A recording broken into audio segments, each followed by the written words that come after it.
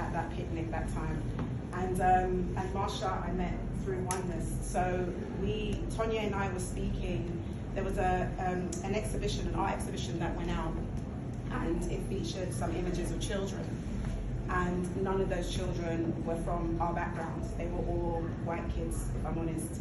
And we took a look at that and we said, where are our babies? Where's the representation? Why are we not on here? Can I interject? Yeah. That was about, that actual article, it was about inclusion and diversity. Yeah.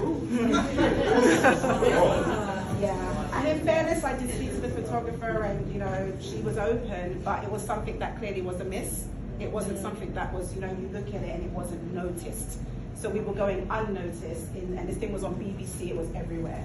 So randomly, Tonya and I were having one of our nighttime conversations, and I said to her, have you seen this? We all talked about it amongst ourselves. And I said to Tonya, my biggest dream would be to just have our babies out there.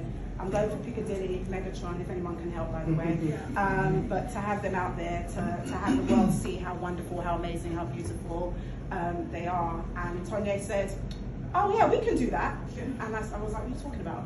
And she said, oh yeah, let me just text somebody. And she texts Miss San.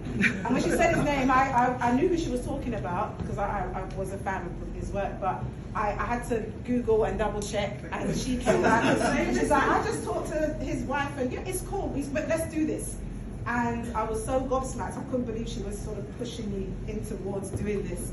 And I said, you know what, I have two wonderful Sen mums who I think will be amazing to do this project with as well, and we all bring something different to the table based on our neurodiversity and our neurotypicalness, if that is a thing. And yeah, that's how we came together. You know, many nighttime conversations since May last year, and here we are.